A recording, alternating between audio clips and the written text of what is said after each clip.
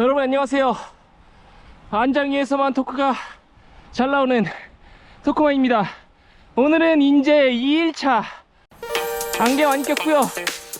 오늘은 한계령 할 겁니다.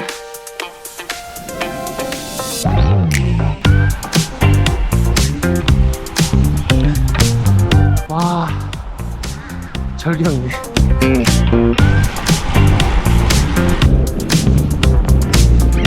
예, 오늘의 일정은 인제 스피디움 호텔에서 한계령까지 순환하는 약 70km의 순환 코스가 될 것 같고요. 한계령을 가기 위해서는 일단 초입에 있는 이 조그만한 고개를 넘어야 됩니다. 근데 조그만하다고 하지만 경사도는 지금 한 9% 이상을 찍고 있고요. 그리고 길이도 2km 정도는 되는 고개인 것 같습니다. 한계령 처음 가보는데 굉장히 기대가 되고요. 일단은 한계령까지 한 2번의 고개를 넘어야 될 것 같고요. 오늘 약간 혼자 하는 메디오폰도 느낌으로 자전거를 탈 것 같습니다. 일단 인제는 지금 굉장히 더워요. 오후에 온도가 한 32도까지 올라가는데 정말 햇빛 아래 있으면 절절 끓습니다. 그래서 저는 오늘 아침 한 7시 정도에 나왔고요. 약 한 3시간 정도가 소요될 걸 목표로 지금 가고 있습니다. 역시나 이봐, 이 고개가 쉽지 않다니까. 13% 정도 되고요 지금. 와, 완전 첩첩산중이다.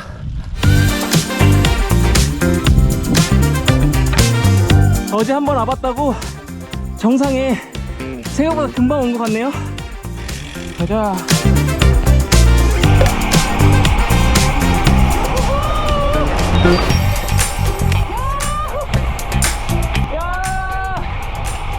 너무 좋다. 한계령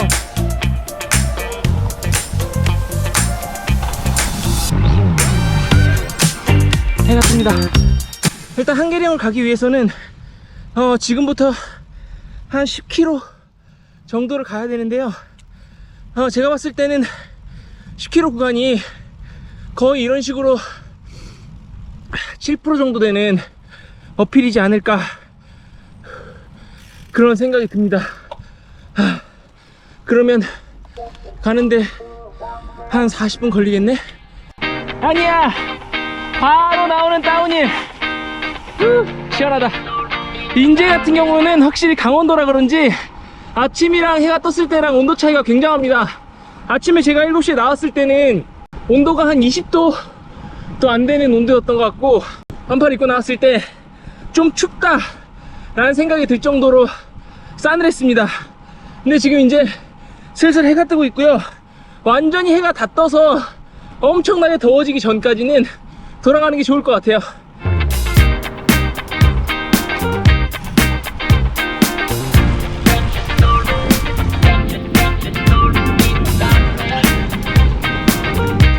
한계령 정상까지는 한 6km 정도가 남았고요. 이제부터 좀 경사가 센 것 같습니다. 한 10% 정도 나오고, 오늘은 한계령에 올라가면서 그냥 이런저런 얘기 하려고요. 오늘 하려고 하는 얘기는 직업에 대한 이야기입니다. 자전거랑은 좀 거리가 멀죠. 제가 일단 지금 인제 와 있는 이유는 주말에 일을 하러 왔어요.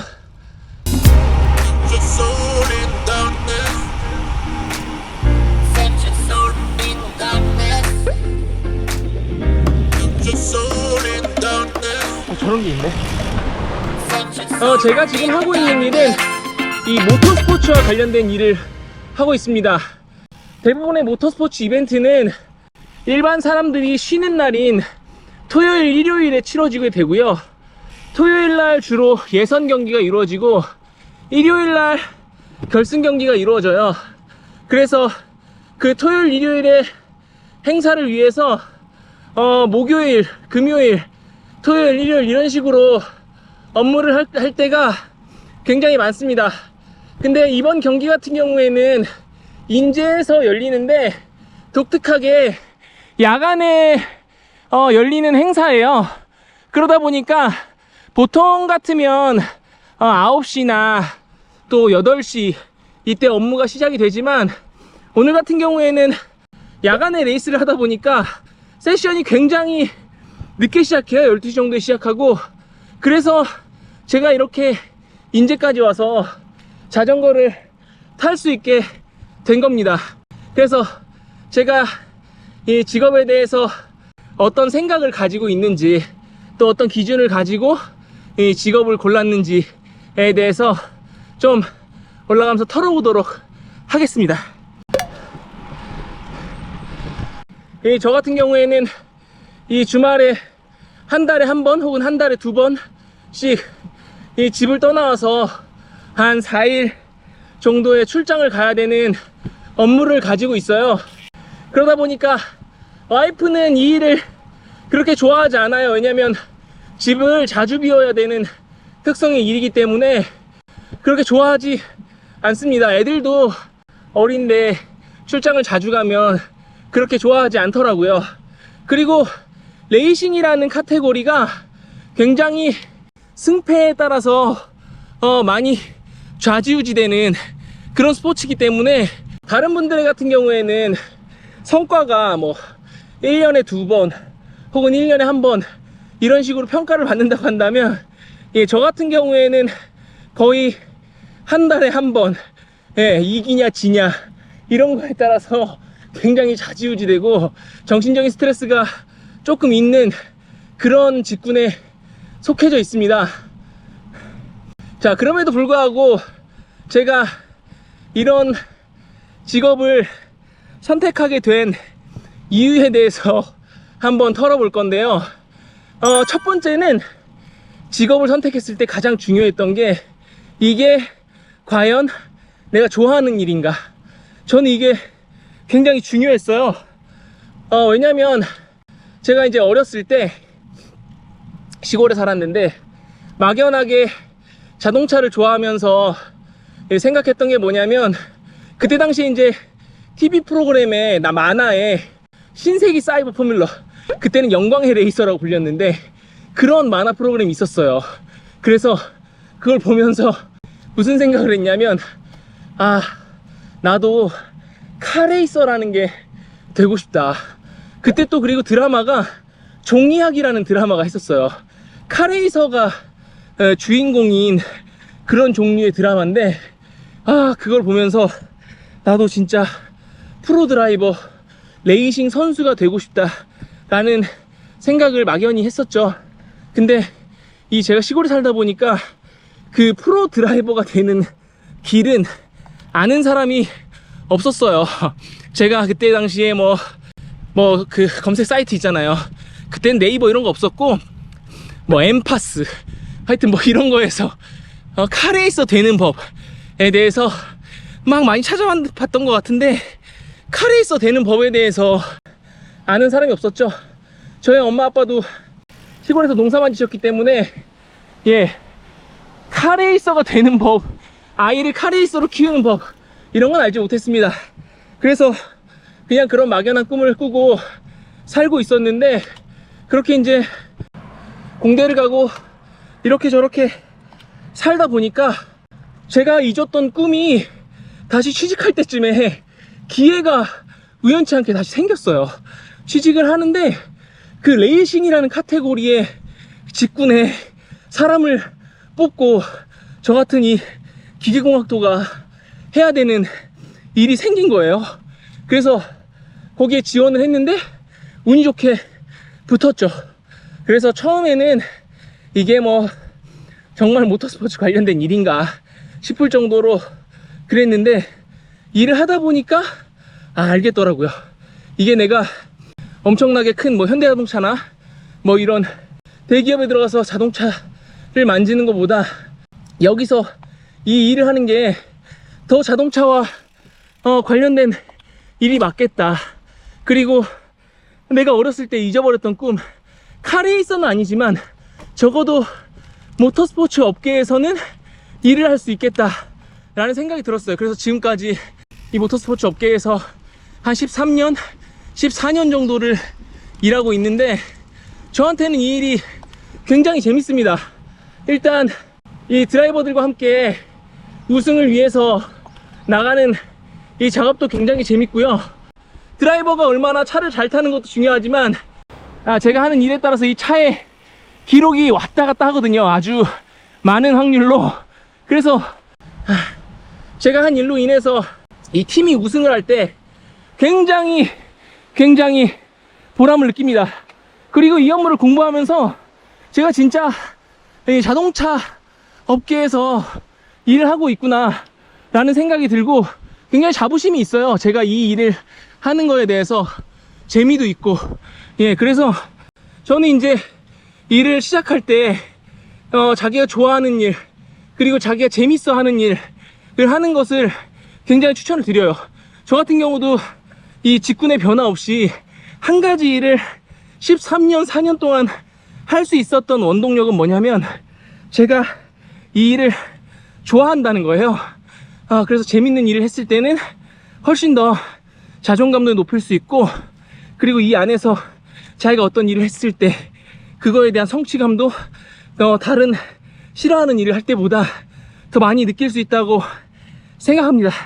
그리고 그렇게 일을 하다 보니까 저도 이렇게 주말에 왔을 때 가끔 이렇게 시간이 나면 자전거도 탈 수 있고 얼마나 좋습니까? 그리고 두 번째,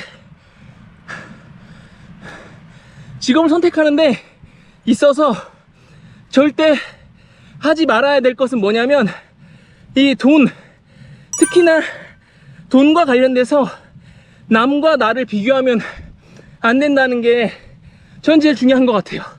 사실 제가 하는 일은 그렇게 많은 돈을 벌거나 엄청 큰 대기업에 다녀서 좀 억대 연봉도 많잖아요.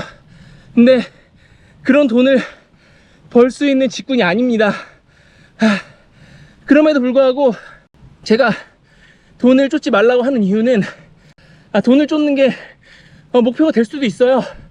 근데 돈을 쫓되 절대로 그 타인과 나를 비교하는 행위는 해서는 안 될 것 같아요. 타인과 나를 비교해서 어떤 직업을 선택하거나, 혹은 내가 별로 하고 싶지도 않은 일인데 난 쟤보다 돈을 잘 벌어야 돼, 난 쟤보다 성공해야 돼, 뭐 이런 생각으로 직업을 선택하는 것만큼 굉장히 슬픈 일은 없는 것 같아요. 제가 처음에 이 일을 시작할 때 정말로 다른 친구들보다 급여나 연봉이 적었어요. 그래서 그때 당시는 이 일을 하면서 어떻게 하면 내가 더 좋은 직장에 갈 수 있을까, 뭐 이런 생각을 하면서 이 직장 초반에 이직 준비도 굉장히 많이 하고, 그리고 이제 다른 친구들 물어보면 은연중에 넌지시 물어보는 게 뭐냐면, 야, 너 연봉 얼마 받아? 그래? 그렇게 많이 받아? 이렇게 얘기하는 게 부지기수였어요. 근데 그때가 제 인생에서 가장 우울했던 시기인 것 같긴 해요. 보니까 걔가 얼마를 받던, 내가 얼마를 받던 그런 게 중요한 게 아니거든요. 내가 그만큼을 받으면서 열심히 일하고 있냐, 그리고 재밌게 일하고 있냐, 이런 것들이 더 중요했지. 내가 쟤보다 좀 덜 벌어, 내가 쟤보다 덜 벌어서 불행한 것 같아, 뭐 이런 생각을 했을 때가 제 인상에서는 제일 그래도 한심했던 시기였던 것 같아요.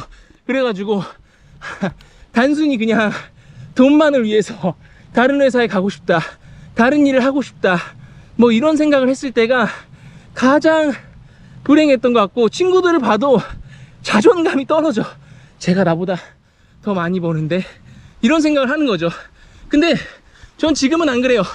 왜냐면 지금은 제 직업에 대해서 굉장히 자부심이 있고, 그리고 제가 그들보다 좀 덜 번다고 하더라도 제가 이 분야에서 최고 전문가라는 사실은 저도 알고 같이 일하는 사람들도 알고 있거든요. 그리고 성과도 내고 있고, 예.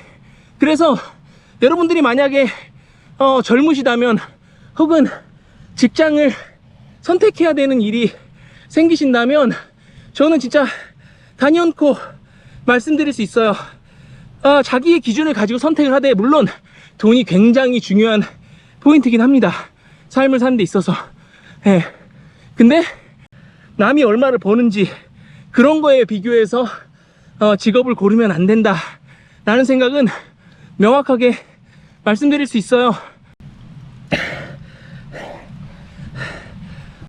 자, 일단은 한계령이 제 한계를 좀 시험하려고 하는데, 일단 경사도가 세긴 셉니다. 한 12% 내외의 경사가 계속 앞에 있고, 다른 언덕보다는 조금 더 좀 빡세다 라는 생각이 드는데, 그래도 할만합니다. 왜냐면 지금 토크 타면서 올라가고 있잖아요. 그래서 덜 심심하고 풍경도 너무 예뻐서, 예, 토크 타는 맛이 또 있습니다. 자, 그래서 직장을 선택할 때 생각해야 될 것 세 번째, 그건 바로 뭐냐면 시간에 대한 생각이에요.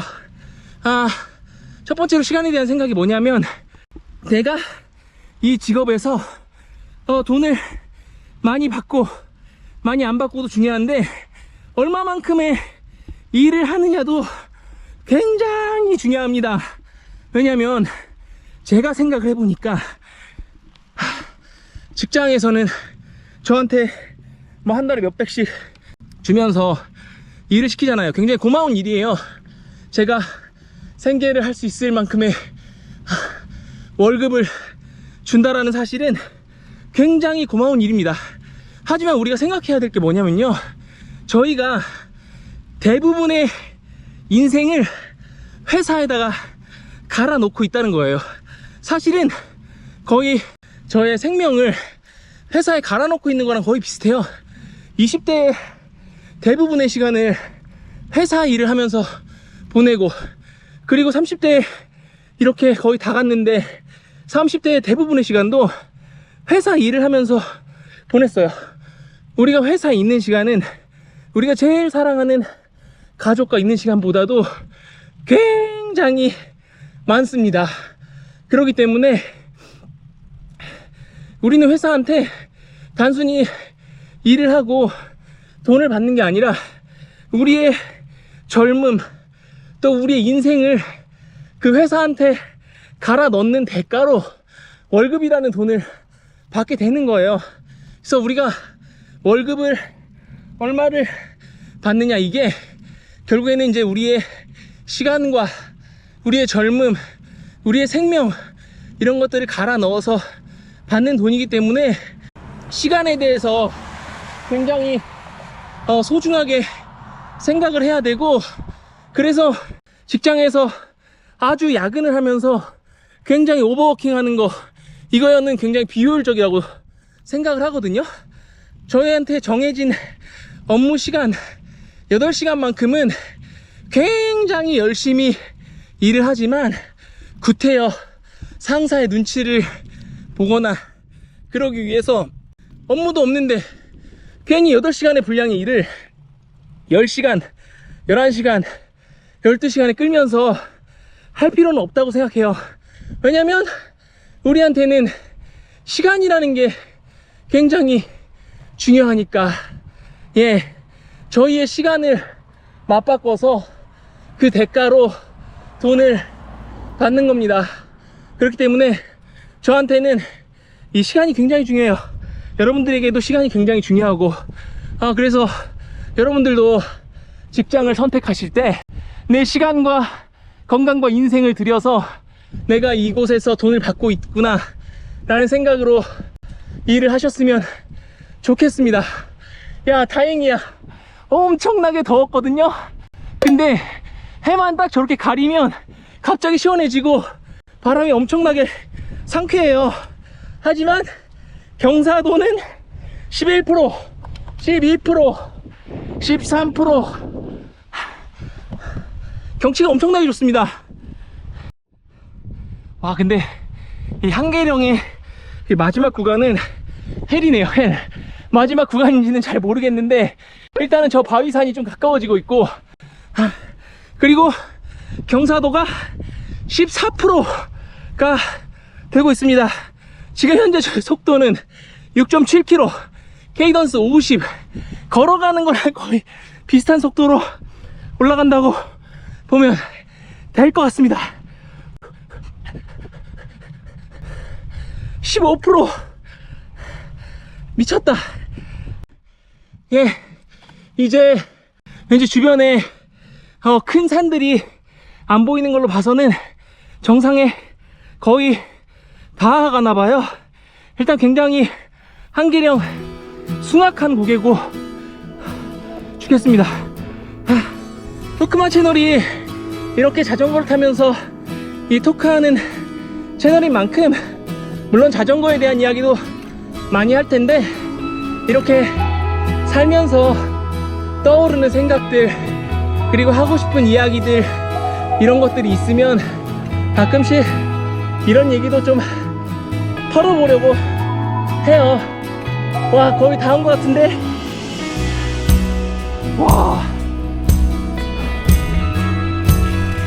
와,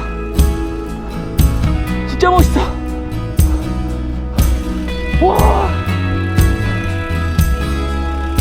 와, 아, 여기 110km 지점이구나. 와, 대박이다. 와, 여기 정상인가봐. 와, 여기 다운힐이고. 미쳤다, 미쳤다. 와, 진짜 멋있다. 여기 밑에 길 봐. 와, 정말 죽이지 않습니까? 와, 나 오늘 여기 잘 온 것 같아. 와, 진짜 멋있다. 자, 이제 저는 여기까지 왔으니까 다시 안전하게 밑으로 내려가도록 하겠습니다. 잠깐, 어디로 가야 돼? 오른쪽으로 가면 큰일 날 뻔했네. 아직 한계령 정상이 아니구나. 아직 정상이 아니었어. 네, 여러분, 저는 드디어 한계령 정상에 왔습니다. 여기는 해발 920m. 가끔 토크마에서는 오늘같이 자전거 이야기 말고 이런저런 이야기를 할 겁니다. 여러분들도 혹시 하시고 싶은 이야기가 있으시면 댓글로 달아두시면 좋을 것 같습니다. 16km면은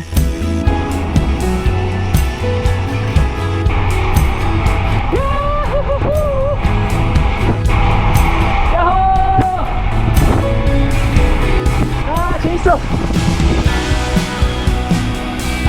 와, 절경이야, 절경이야. 와, 계곡이 진짜 맑아. 아마 날전. 네, 여러분, 거의 다 왔습니다. 오늘 한계령을 넘었고요. 오늘 한계령을 넘으면서 토크마의 한계를 시험해보는 시간이었습니다.